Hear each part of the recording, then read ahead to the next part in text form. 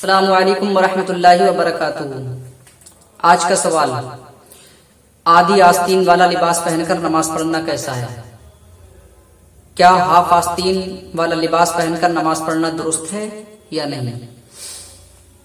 अल जवाब बिअौनिल मलिकिल वहाब अल्लाहुम्मा हिदायतल हक़्क़ि वस्सवाब। देखिए, आधी आस्तीन वाला लिबास पहनकर नमाज पढ़ना मकरूह तंज़ीही है।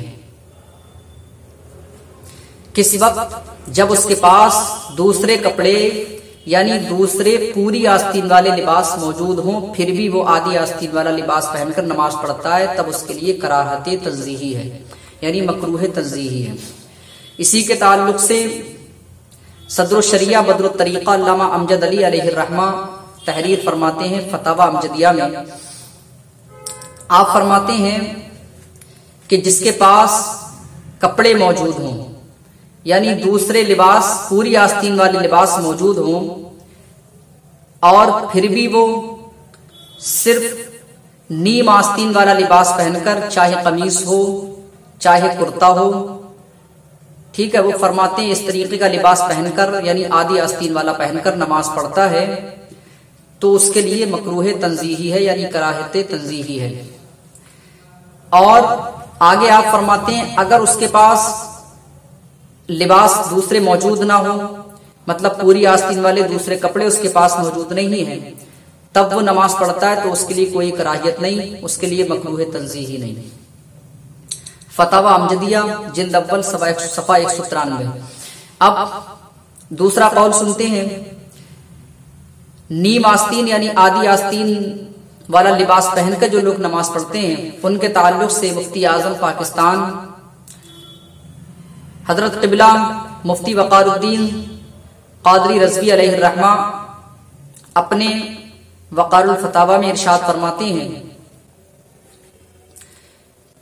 कि हाफ आस्तीन वाला जो लिबास है, चाहे कमीज हो चाहे कुर्ता हो चाहे शर्ट हो, आप फरमाते ये सारे लिबास कामकाज वाले लिबास में शामिल हैं, यानी कामकाज करने वाले कपड़ों में, यानी उसी हुक्म में है। और आप फरमाते हैं आगे कि जो कामकाज वाले लिबास होते हैं, जो कामकाज वाले कपड़े होते हैं, तो इंसान उन्हें पहनकर मुअज़्ज़िज़ीन के सामने या बड़ी बड़ी महफ़िलों मजालिस में जाने से कतराता है, शर्माता है। तो फरमाते हैं जो इंसान ऐसे लिबास यानी हाफ आस्तीन वाले आधी आस्तीन वाले लिबास पहनकर, चाहे कमीज हो चाहे शर्ट हो चाहे कुर्ता हो, दूसरों के सामने जाने से शर्माता हो, कतराता हो, ठीक है, और वो ऐसा लिबास पहनकर नमाज पढ़े, तब उसके लिए मकरूह तंज़ीही है। और अगर जो इंसान ये लिबास पहनकर दूसरों के सामने जाने से शर्माता नहीं है, कतराता नहीं है, बचता नहीं है, तो उसके लिए कोई कराहियत नहीं, उसके लिए मकरूह तंज़ीही नहीं। वक़ारुल फतावा। अब मकरूह तंज़ीही क्या होता है मैं आपको बता दूं। जो मकरूह तंज़ीही होता है उसमें कोई गुनाह नहीं होता, मकरूह तंज़ीही से नमाज हो जाती है। मकरूह तंज़ीही वाक़े होने से आदमी गुनाहगार नहीं होता। मकरूह तंज़ीही होता है सुन्नत गैर मुअक्कदा का मुकाबिल। मकरूह तंज़ीही उसे कहते हैं जिसका करना शराने नापसंद किया गया हो, यानी जिसका करना शरीयत में पसंद ना हो, मगर न इस हद तक उस पर वईद अज़ाब हो। अब मैं आपको बता दूं, हालांकि इसके करने में ऐसा लिबास पहनकर हाफ आस्तीन या आधी आस्तीन पहनकर नमाज पढ़ने में कोई कराहियत है, और कभी नहीं भी किसी सूरत में है, किसी सूरत में नहीं है। मगर चाहे कराहियत हो या ना हो, आप नमाज पढ़ने वाले हैं तो आपके लिए बेहतर और अफजल ये है कि आप सुन्नत तरीका अपनाइए।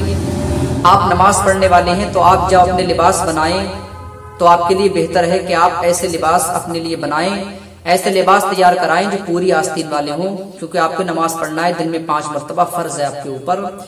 हम सभी मुसलमानों पे दिन में 5 मरतबा नमाज फर्ज है, तो हमारे लिए बेहतर और अफजल है कि हम ऐसा लिबास बनाएं, ऐसा लिबास अपने लिए मुंतखब करें, ऐसा लिबास अपने लिए चुने जिसमें हमारा फायदा भी हो, हमें नमाज पढ़ने में मजा आए। क्योंकि कुर्ता पायजामा वगैरह जो होता है और जो ढीले ढाले लिबास होते हैं, जब आदमी उनको पहनकर नमाज पढ़ता है तो उसे बैठने में कोई दिक्कत नहीं होती, उसे कायदे में कोई दिक्कत नहीं होती, उस सजदे में कोई दिक्कत नहीं होती और नमाज पढ़ने में भी मजा आता है। लेकिन जो चुस्त लिबास होते हैं, जो तंग लिबास होते हैं, उनको पहनकर नमाज पढ़ने में दिक्कत होती है। जब आदमी बैठता है तो उसे परेशानी होती है, जब वो सजदा करता है तब उसे परेशानी होती है, जब वो सजदे में जाता है तो उसे उन लिबास को खींचना पड़ता है, ऊपर को उठाना पड़ता है।